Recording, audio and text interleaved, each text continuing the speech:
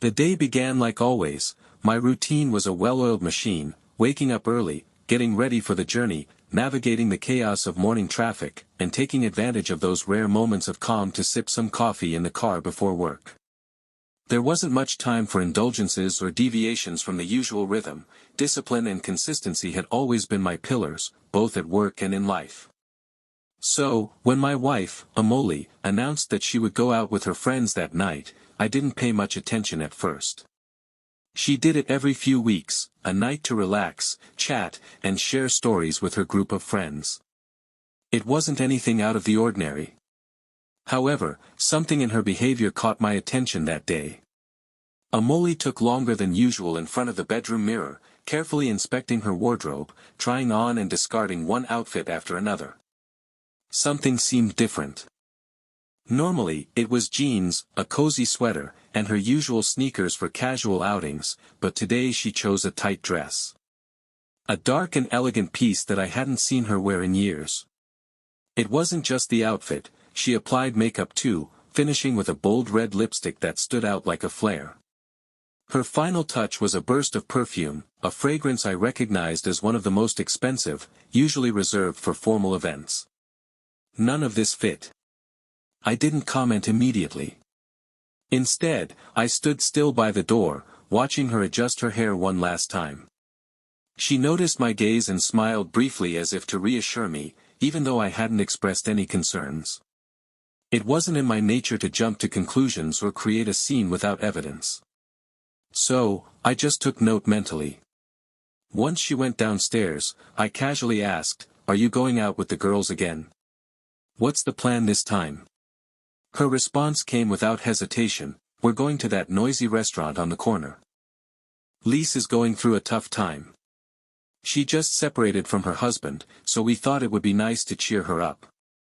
She offered more details than usual, mentioning names, specific problems, and even anecdotes about her friend's situation. Everything sounded plausible enough. But there was something too rehearsed in the way she said it. I didn't feel right. As she got ready to leave, I noticed a small box on the kitchen counter. It was partially open, revealing a sleek leather phone case with initials engraved on the front. The initials didn't seem familiar, and there was no immediate context for them. Was it a gift for someone or something else? I decided not to ask her at that moment. If there was one thing I had learned over the years, it was that acting impulsively often led to dead ends. Instead, I closed the box and left it where it was. Amoli left shortly after, and I spent the next few hours following my usual evening routine, cleaning the kitchen, organizing some papers, and catching up on emails. But my mind kept returning to the peculiarities of the day, the dress, the lipstick, the perfume, and now this mysterious phone case. Each detail felt like a piece of a puzzle I still didn't understand. Still, I reminded myself to keep my feet on the ground. It wasn't my style to jump to conclusions based solely on hunches. She came back late that night, her cheeks slightly flushed and her mood visibly lifted. "It was great," she said, recounting how they had spent the evening laughing and sharing stories. She even showed me some photos from her phone, where Lise seemed to be smiling. On the surface, everything seemed perfectly normal, even reassuring. But then, when she leaned in to give me a goodnight kiss, I caught a faint scent that didn't match. It wasn't her perfume, it was a clearly masculine scent that lingered long enough for me to notice. I kept my expression neutral as I asked, "It smells like someone at the restaurant was wearing expensive cologne. Do you know who it was?" Amoli laughed softly, brushing it off. "Oh, there was a guy sitting at the table next to ours. He was dressed up, and I guess he wanted everyone to notice. You know how some people are." Her response was calm, confident, and perfectly reasonable, but the more I thought about it, the more rehearsed it seemed. She wasn't openly lying, but she wasn't telling me everything either. The next morning, while Amoli was in the shower, her phone lit up on the nightstand. A missed call from an unknown number appeared on the screen. I didn't touch it. Doing so would have crossed a line I wasn't ready to cross, but I made a mental note of the number. When she came out of the bathroom, she quickly grabbed her phone and tucked it into her bag without saying a word. It was a small gesture, but it didn't escape my attention. If there was one thing Amoli excelled at, it was maintaining her composure. She rarely left anything to chance. I spent the rest of the morning reflecting on the situation. Too many coincidences were adding up on their own. None of these details would have seemed significant on their own: the unusual effort in her appearance, the mysterious initials, the cologne scent, and now this unknown number. But together, they painted a picture that was hard to ignore. Still, I refrained from acting. If I wanted to uncover the truth, I needed to approach this carefully. The worst thing I could do was confront her without concrete evidence. Instead, I focused on observing, paying attention to every interaction, every change in her routine, and every seemingly insignificant detail. It wasn't paranoia. It was preparation. If something was happening, I needed to understand it fully before acting. Emily was smart, but I had years of discipline and patience on my side. I wouldn't let emotions cloud my judgment or lead me to make a mistake. For now, I played my role, acting as if nothing had changed, maintaining the steady rhythm of our daily lives. To anyone observing from the outside, we were the same couple as always, stable, reliable, unshakable, but on the inside, I was quietly assembling the pieces, one by one. The truth wasn't always obvious, but it had a way of revealing itself to those patient enough to look for it. And I was nothing if not patient.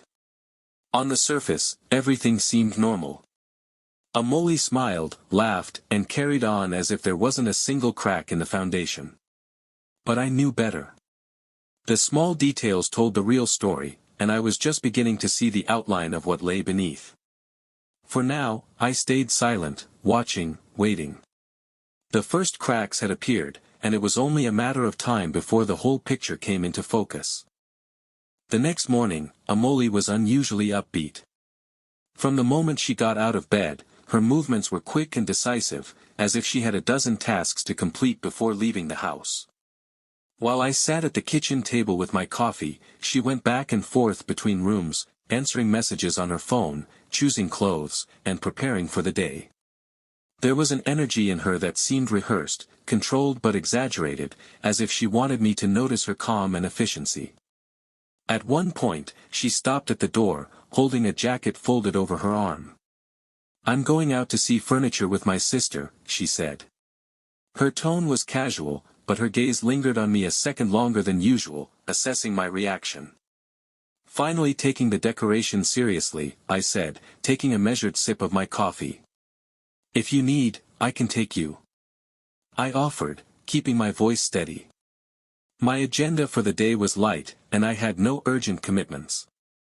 It was a simple gesture, one I had offered countless times before. Her response came quickly, almost too quickly. "Oh no, it's not necessary," she said, shaking her head with a polite smile.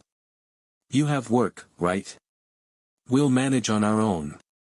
That was her first mistake. I knew my day was relatively free, yet she framed her excuse around a busy agenda that didn't exist. It was a slip-up, probably unintentional, but it told me something: she didn't have as much control over the situation as she appeared. I didn't press the issue, I just nodded as she carried on. There was no need to alert her this early in the day. Amoli left shortly after, dressed in a tight skirt and a fitted blouse. It wasn't an eye-catching outfit, but it certainly didn't match the purpose of a furniture outing. She usually wore more casual, comfortable clothes for this kind of errand. This outfit, combined with her carefully styled hair and subtle makeup, painted a different picture, one that didn't match her story. I decided not to follow her directly. It wasn't my style, and it would only complicate things. Instead, I relied on the tracking app one had discreetly installed on her phone weeks ago. It wasn't something I was proud of, but experience had taught me the importance of staying one step ahead. In less than 30 minutes, the app confirmed what I suspected: she wasn't at a furniture store. Her location showed up in an exclusive part of the city, a district known for its luxury restaurants and boutiques. For a while, I just monitored her location, watching as she remained fixed in one specific direction. It was a calculated move, and from there, I would have risked exposing my intentions. Instead, I waited, letting her finish whatever it was she was doing. When she returned home hours later, she was holding a brochure from a furniture store, casually dropping it on the kitchen counter. The gesture seemed deliberate, as if she wanted to set up a narrative before I could ask any questions. "How was it?" I asked during dinner, keeping my tone deliberately neutral. "Did you find anything you liked?" Her response came easily, as if she had rehearsed it. "Not yet." My sister had a different idea in mind. "So, we had to visit several places," she said while absent-mindedly flipping through the brochure, pointing to some designs as if to back up her story. But I already knew the truth. Her location hadn't been near any furniture store. She was lying, and although she maintained an air of confidence, I noticed subtle signs of tension. Her voice was firm, but there was a slight edge in her tone, a sharpness that betrayed her attempt to stay calm. Later, when she went upstairs to change, I noticed her purse on the table. Partially hidden inside was a receipt. It didn't take long to confirm my suspicions. The receipt was from a restaurant, one located in the same area where her phone had been that day. More importantly, the bill was for 2 people. The details were clear. This wasn't a quick meal or a casual coffee stop, it was a sit-down lunch for 2. I didn't want her to notice its absence, so instead, I took a photo of it with my phone, making sure to have a record. As I looked at the picture, the pieces of the puzzle began to fit together. Her polished appearance, the elaborate excuses, the fabricated story about buying furniture, all pointed to something she didn't want me to know. But there was an undeniable truth: she had underestimated my patience. That night at dinner, she casually brought up the topic again, testing the strength of her story. "You mentioned that you went by another store," I said. "Was there any discount worth checking out?" Her response was fluid, almost automatic. "Oh, there were some, but they were mostly on older items, nothing we liked." She didn't flinch, but I noticed that her movements became a little quicker as she cleared the table, as if she were anxious to change the subject. Her composure was impressive, but it wasn't unbreakable. By the time she went to bed that night, I had all the evidence I needed to confirm my suspicions: the receipt, the tracking data, the inconsistencies in her story, enough to paint a clear picture. But I wasn't ready to confront her yet. Acting too soon would only give her the opportunity to regroup and weave a new web of explanations. Instead, I waited, letting her believe she had control. Now, the game was mine. I had enough information to start taking action, but timing was everything. Emily had been careful, but her mistakes were starting to accumulate. She didn't realize it, but I had the advantage. All I needed was to wait for the moment when her guard would drop.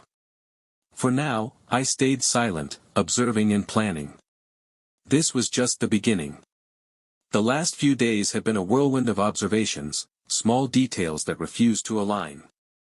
At first, I considered the possibility that I was overanalyzing, but the frequency of the subtle mistakes Emily was making told a different story. She was cautious, that much was clear, but even the most careful person can make mistakes. This wasn't about wild accusations or unfounded suspicions. It was a chess game, one in which I had to anticipate her moves without revealing my own intentions. I had my suspicions, but suspicions weren't enough, I needed facts. That afternoon, I took Mr. Larson to an exclusive restaurant for one of his business meetings. My job as his chauffeur often put me in the background, but that didn't mean I wasn't paying attention. While I waited outside, I noticed a black car pull up. A woman got out.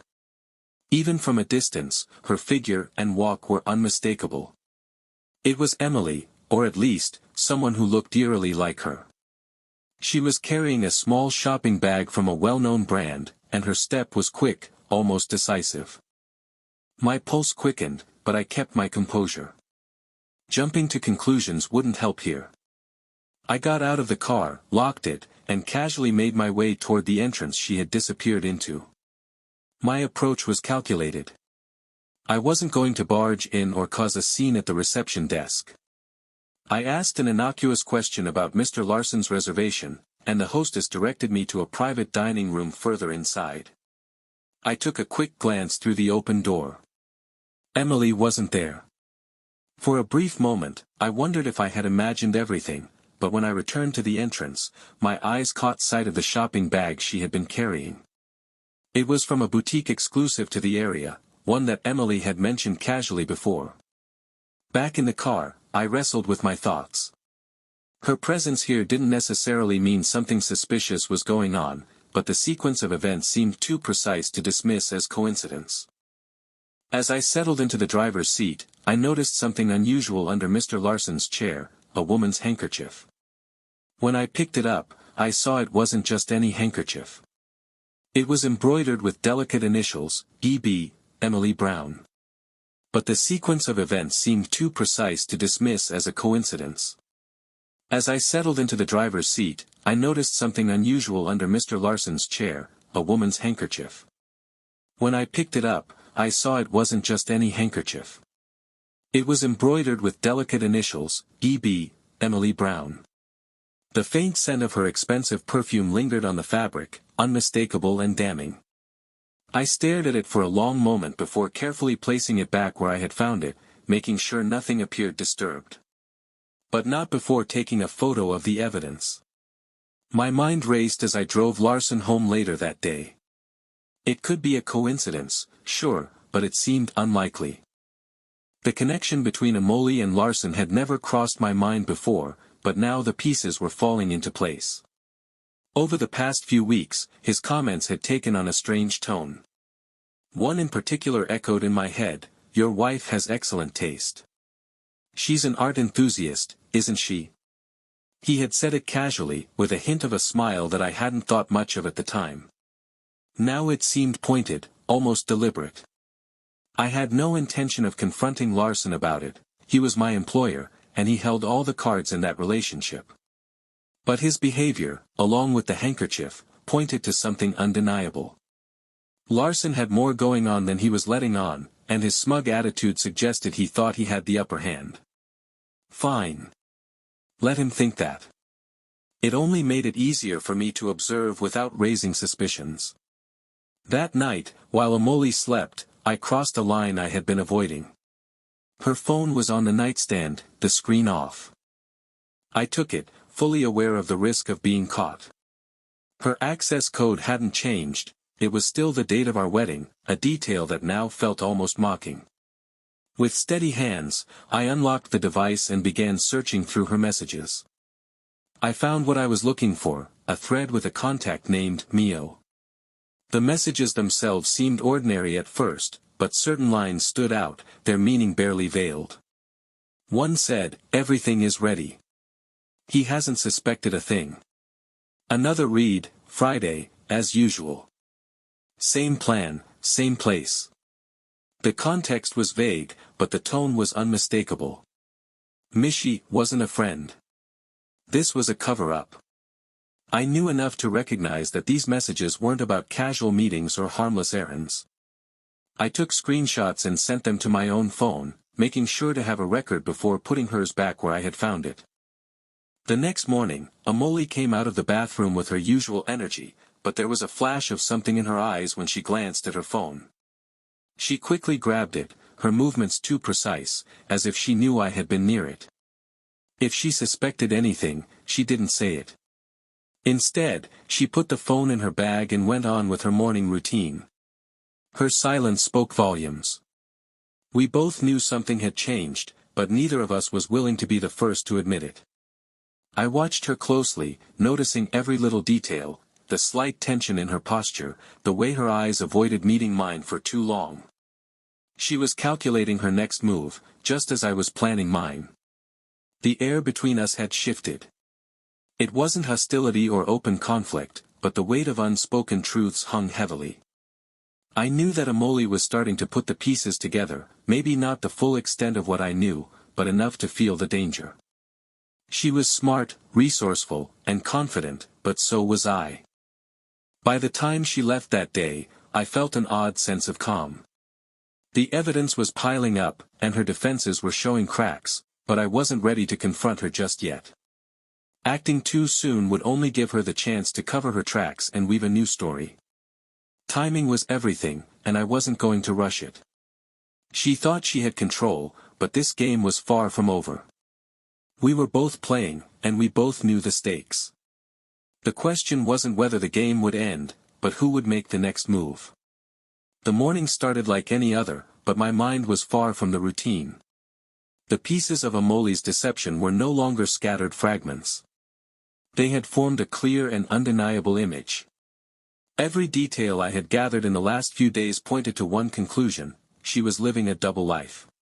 Her connection with Larson was more than incidental, and now the only question was how far it went. I wasn't interested in vague suspicions. I needed hard evidence.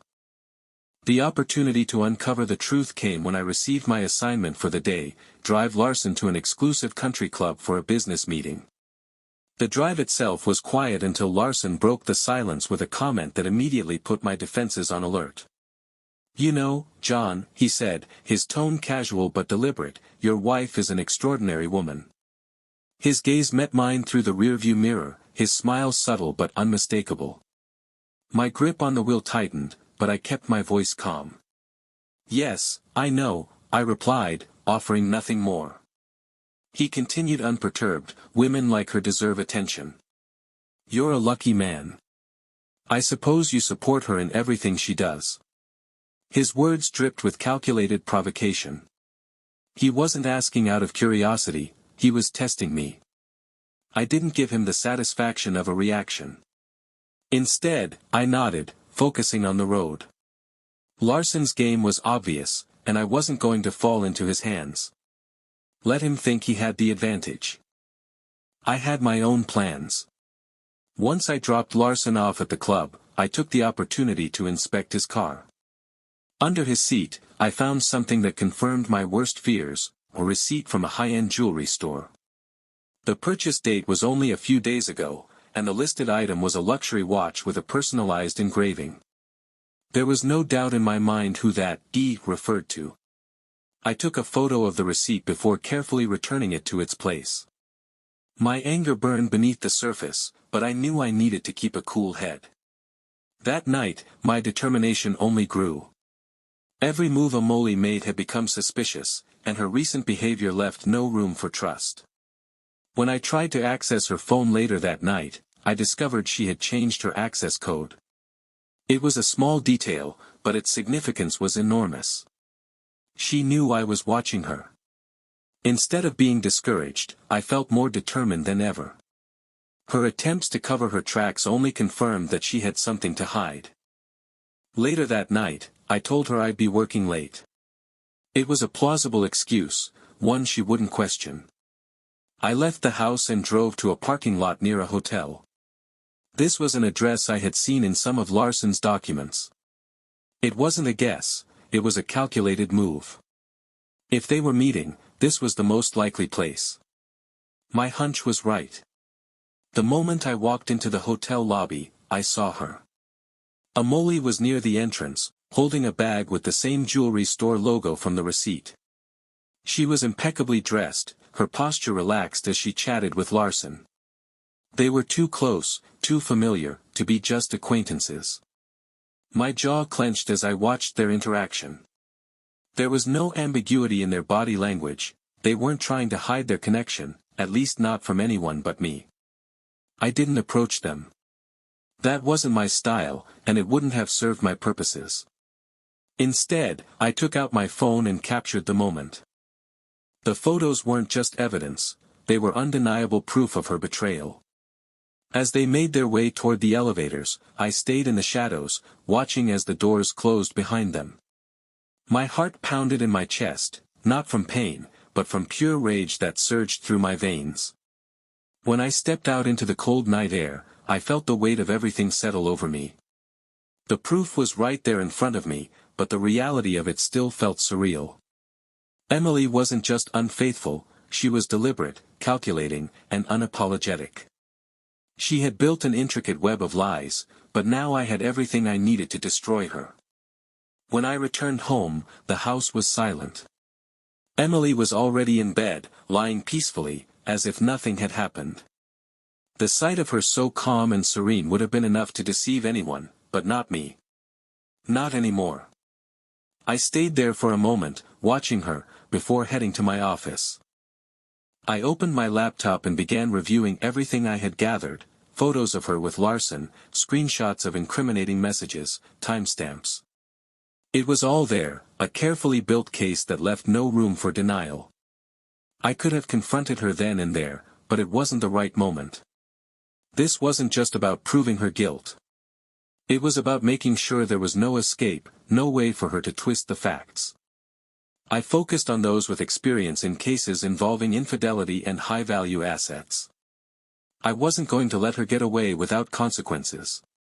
This wasn't about revenge, it was about justice, about taking control of a situation she thought she could manipulate. Emily had no idea that the tide had turned. She still thought she had the advantage, that her secrets were safe, but she was wrong. I had all the evidence I needed, and now it was just a matter of time. The game was over, but she didn't know it yet. That night, while the house remained silent, I felt a chilling calm settle over me. The pieces were all in place, and the outcome was inevitable. Emily thought she still had control, but she didn't realize that the real power was now mine. The game was over, but I would make sure the victory was mine. Sitting in the lawyer's office, I felt the weight of the past few weeks pressing down on me. A divorce or the division of assets would have been too easy, too ordinary. I wanted more retribution for the betrayal, the humiliation, and the mocking smile that Larson had shown while playing me. My lawyer listened attentively as I expressed my thoughts. "I've got a few tricks up my sleeve," I said. "Larson talks too much in my car. I need those conversations documented." The lawyer raised an eyebrow but didn't argue. "If you have something substantial, it could be crucial. Just be careful, make sure your actions stay within legal limits." I nodded, already formulating my plan. Over the years, Larson had let his arrogance slip in countless ways. He treated me like part of the scenery, freely bragging about deals and maneuvers that were anything but clean. I'd heard about fictitious companies, tax evasions, and shady partnerships. It was all buried in the noise of his self-congratulatory monologues. He had no idea I'd been cataloging those details, waiting for the day they would be useful. At home, I began compiling everything I could remember. I made a list of names, dates, and keywords, any detail that could lead me to hard evidence. One particular memory stood out: Larson bragging about a significant transaction funneled through a company registered in his brother's name. He had laughed about how easy it was to manipulate the paperwork. He'd also casually mentioned the purchase of a villa abroad, hidden under the name of a supposed business partner. At the time, it had sounded like idle chatter. Now it felt like the threads of a much larger web. I contacted someone who could fill in the gaps, a former colleague of Larson's who had left the company under tense circumstances. The man was bitter, clearly still resentful of his former boss. When I mentioned Larson's shady dealings, he didn't hold back. "He always works through intermediaries," he explained. "Never signs anything himself, and he carries a notebook with meticulous notes everywhere." This was exactly what I needed. Although the man couldn't provide direct evidence, his insights gave me a starting point.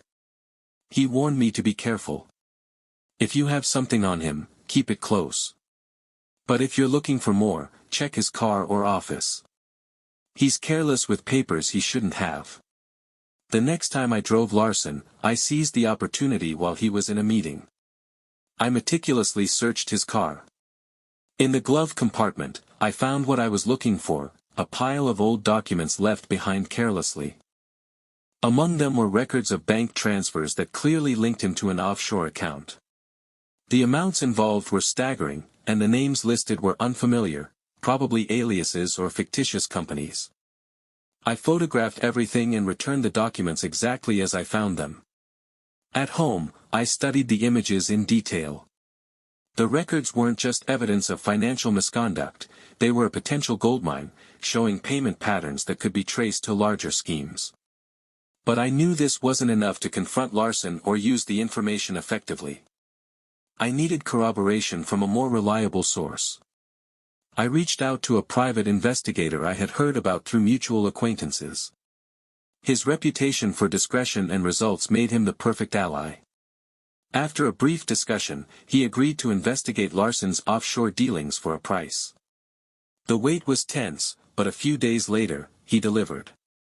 The company linked to Larson was indeed involved in fraudulent activities, with transactions that could sink him if exposed. The puzzle was nearly complete. Larson's arrogance had blinded him to the risks of his own negligence. Now, I had documents, financial records, and corroborated evidence from a professional investigator. It was more than enough to corner him. He would have no choice but to stay quiet. Going to the police or seeking legal retaliation would only draw attention to his crimes, and he wouldn't risk that. But I wasn't satisfied yet. This wasn't just about taking down Larson, it was about dismantling the facade that he and Amoli had built together. My next move had to be precise, calculated, and devastating. I needed to make sure that when the truth came to light, there would be no room for recovery. As I reviewed the evidence, the weight of my actions didn't affect me. Larson and Amoli had played their game without remorse, and now it was my turn. I wasn't interested in half measures or compromises. I wanted closure that left no lingering doubts or loose ends. For now, Larson didn't know the storm that was heading his way. I remained the silent observer, the invisible chauffeur blending into the background. That was his mistake, underestimating me. And it was a mistake he wouldn't get the chance to make twice. By the time I closed my laptop that night, I felt a calm determination settle over me. I had the power to destroy his reputation, sink his business, and expose the truth. The evidence in my possession wasn't just leverage, it was a weapon. Larson had no idea what was coming, but I wasn't finished yet. The most satisfying part of this game was still to come.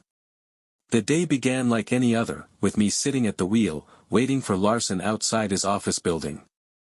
The routine seemed monotonous on the surface, but beneath it, tension simmered. The events of the past weeks had sharpened my senses to every detail, every nuance. When Larson finally came out, he was on his phone, his voice louder than usual, almost theatrical. It felt deliberate, as if he wanted me to hear every word. "She knows the arrangement," Larson said with a mocking laugh. "Smart girl, but as long as she does her part, I don't care." His tone was boastful, disdainful, and full of self-confidence. I tightened my grip on the wheel, forcing myself to stay calm. It wasn't the first time Larson had spoken like this, but today, it hit differently. Then came the final blow. "I need to be careful. My wife is starting to notice things," he added casually, before ending the call. That one line was enough to confirm what I had suspected all along. Larson's deception wasn't limited to his professional life. My mind raced, but I kept my face neutral. Reacting now would only give him the advantage. I barely had time to process when Amoli appeared out of nowhere, walking toward the car with the same confidence I had once admired, but now saw as calculated. Without hesitation, she slid into the back seat next to Larson. She leaned over and kissed him on the cheek. "Hi, darling," she said, her voice sickeningly sweet. The sight hit me like a punch to the chest, but I refused to let it show. Larson smiled and looked at me through the rearview mirror. "You figured it out, haven't you, John?" he said, his voice dripping with condescension. "You've been our little silent witness all this time. You don't mind, do you?" Amoli laughed softly, her tone almost mocking. "Of course not. He needs this job, right?" she added, her words cutting through the air like a blade. I looked Larson in the eyes in the mirror, my expression calm and impassive. "Of course not," I responded, my voice firm. "This job is important to me.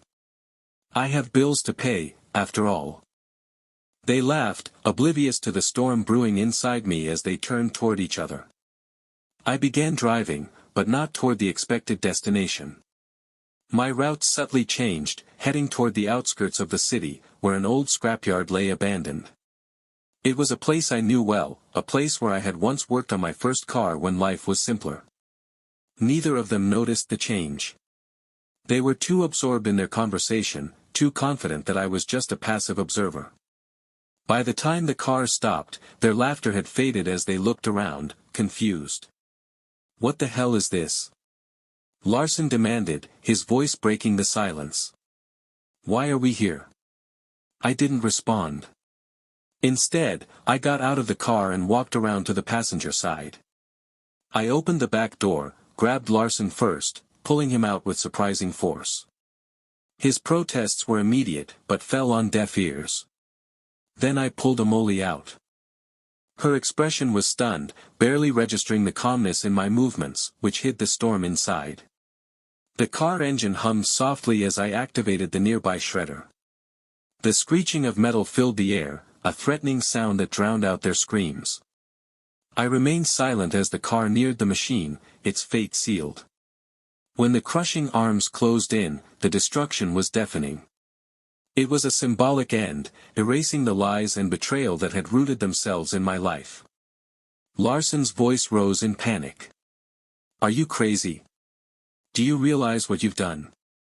His face was pale, his arrogance shattered. I turned to him, my gaze cold. "I know exactly what I've done," I said, my voice steady and controlled. "And now, you're going to listen carefully." I proceeded to outline his future, everything about his offshore accounts, his fake companies, his illegal dealings. "If you breathe a word of this to anyone, police, lawyers, anyone, I'll make sure you lose everything. You'll go to prison, and no one will save you."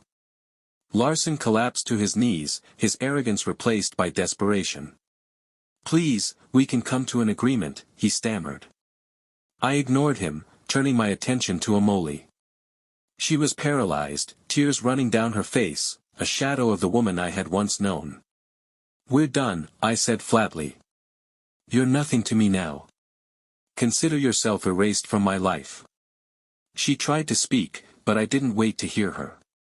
Turning, I left them there in the scrapyard, their carefully constructed world crumbling around them. The weight I had carried for weeks began to lift, replaced by a cold clarity. The chapter was closed, and my path forward was clear. Rebuilding, but this time without the lies and betrayal that had poisoned my life. Now I knew what I had to do, start over, free from those who had betrayed me. But the path ahead would involve divorce and the courts. The divorce process began the day after the incident at the scrapyard. I didn't waste any time. My determination was firm, and I knew Amoli and Larson would try to manipulate the situation. But this time, I was several steps ahead. The car's camera had captured everything, their mocking conversations, their open disdain, and their blatant admissions. The audio and video were my trump cards, and I wasn't afraid to use them. The next morning, I filed for divorce. There were no warnings or emotional confrontations, just cold, calculated actions. When Amoli received the papers, her reaction was exactly what I expected. She stormed into the house, demanding explanations, shouting accusations. I remained calm, facing her anger with indifference. "This is your choice," I simply said. "Now I'm making mine." Her fury quickly turned into cunning when she realized the financial implications.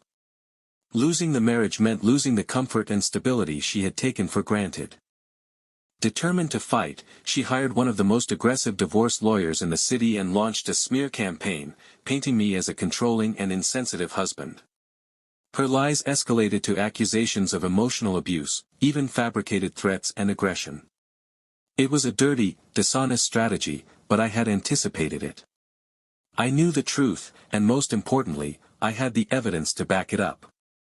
At the same time, I turned my attention to Larson. I compiled everything I had, the car recordings, the financial documents I had uncovered, and the incriminating receipts.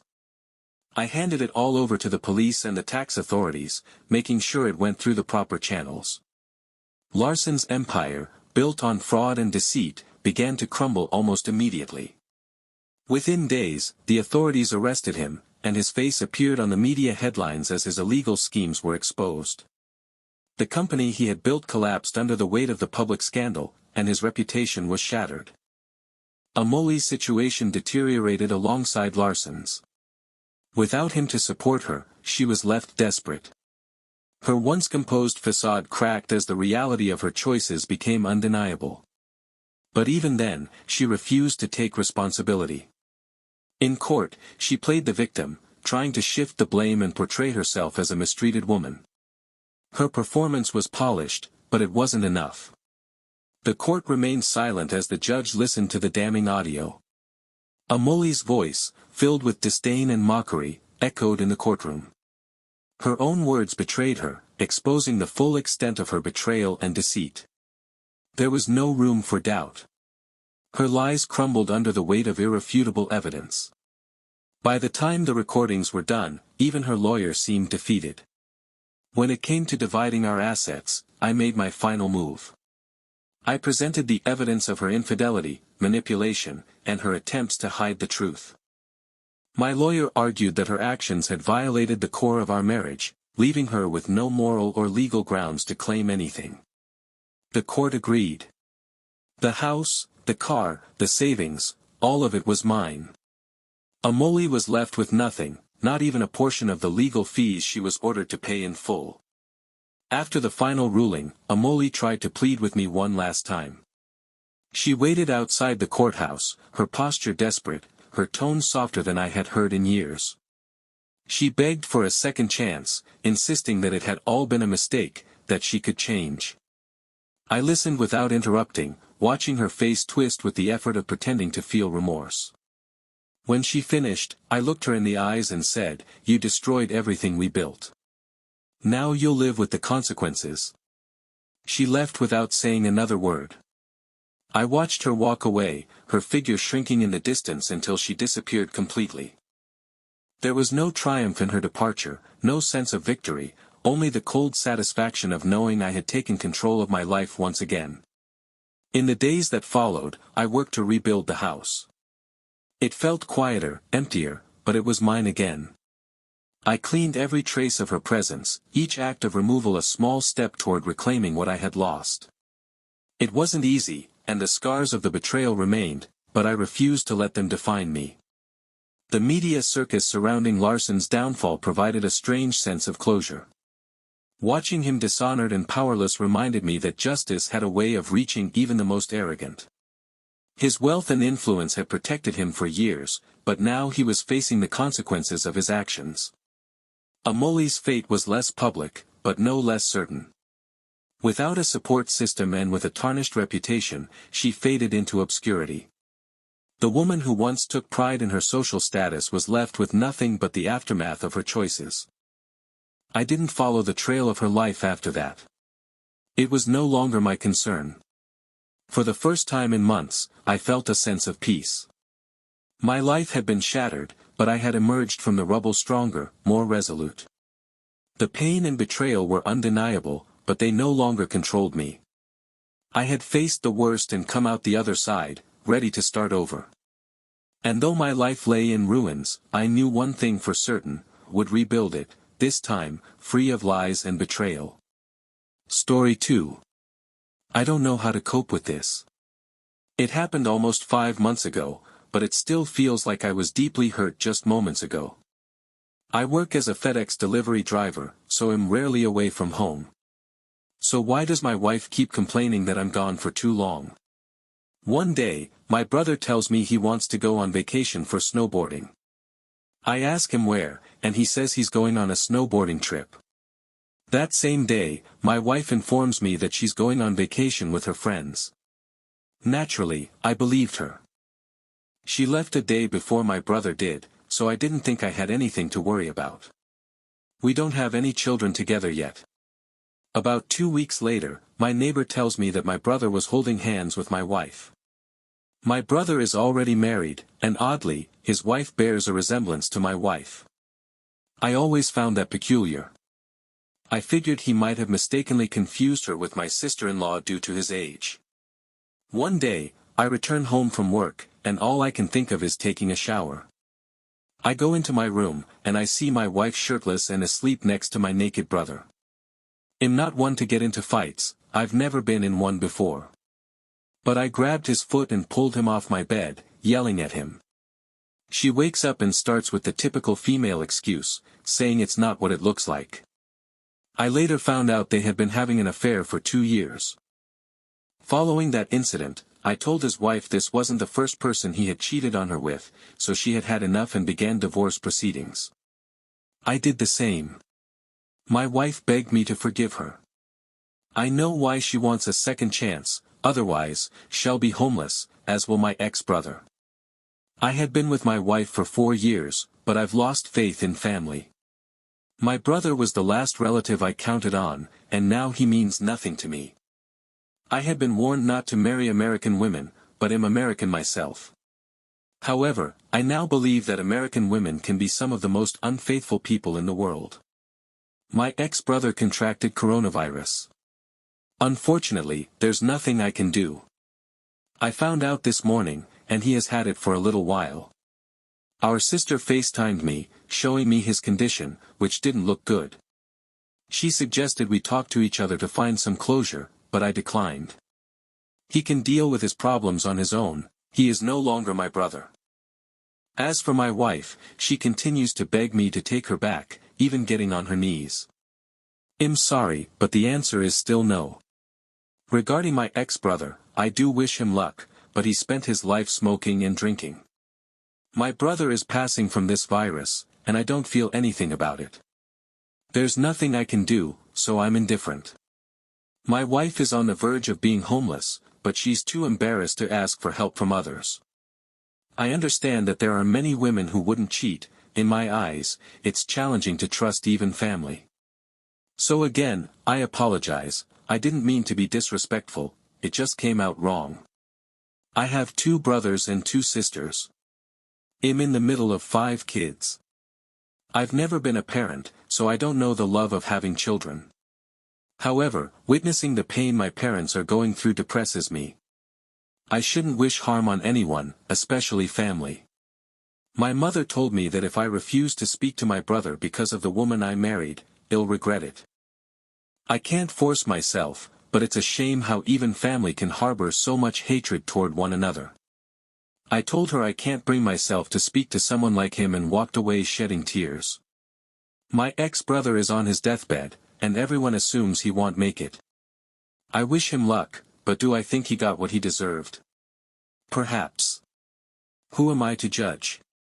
Do I feel remorse or will I miss him? No. Jealousy and hatred are powerful emotions. To be honest, if I do decide to talk to him while taking precautions, it won't end well, knowing how much I resent him. I'd probably tell him he got what he deserved, maybe something like, have fun burning in hell. I have nothing positive to say, so it's better not to say anything at all, and forgiveness is out of the question. I asked my wife why she cheated, and she said that every woman cheats when they don't get what they want. I asked her what she wanted, and she said a better life. She tried to apologize for hurting me, acknowledging that I loved her, loved, past tense. She also suggested that I could find someone better than her, but honestly, everyone seems the same to me now. To the trolls who might criticize me for this, please read slowly and understand that I don't care, she said it, not me. I get it now. I've been cheated on so many times because they wanted something better. I suppose it's sad, it seems that in the past, people had more self-respect. I wonder what has changed. I wanted to provide another update. My brother passed away a couple of days ago. I've been trying to process everything. We made peace in our own way, and Harris a paraphrased version of what he said, you can't trust anyone, not just women, but no one. Women may be cruel and evil sometimes, but so can everyone else. No one is perfect. Look at Mom, she slept with a man Dad despised and got pregnant with me, yet she had the audacity to call Ashley a derogatory term, right? Do you think Dad doesn't regret staying with her or raising me, all because of a stupid fight? When Mom got sick, Dad told her to get the man who fed me to help her. This is how human beings are. You're not perfect either, no matter how hard you try. Let me tell you this, life will throw much harder punches at you. And Ashley, you're only 28, you'll finish this semester and graduate with an engineering degree, and you'll join the military to become an engineer. I'm proud of you, but please promise me this, don't get married to any woman while you're in the military. Women may approach you for their military wife benefits and may cheat or betray you while you're away for months or even longer. If you stay with Ashley, I promise the same thing will happen. He said, women are only for pleasure and control. I disagree with that completely, nobody is anyone's slave. But I agree that getting married while in the military is a recipe for betrayal. If my opinion triggers anyone, they can deal with it. I found my soon-to-be ex-wife, she's currently living in her car. LOL. I told her about my brother, and she started crying. Given her circumstances, she's doing well. I considered letting her stay in the house to keep her safe, but it seems she can handle herself. That's good. When she confessed everything to me that day, she told me she had fallen in love with him a long time ago. I told her that if she gets sick and ends up like him, she might be able to see him again and be happy. I know I might seem heartless right now, I've pushed my emotions aside, and I feel numb to everything that has happened. I refuse to get emotional about things that can't be changed. It's just as my ex-brother said, no one is perfect. However, that doesn't mean I'm going to mess up my life, end up in jail, and ruin my future career for two disgusting individuals. She's not my problem anymore, and neither is he.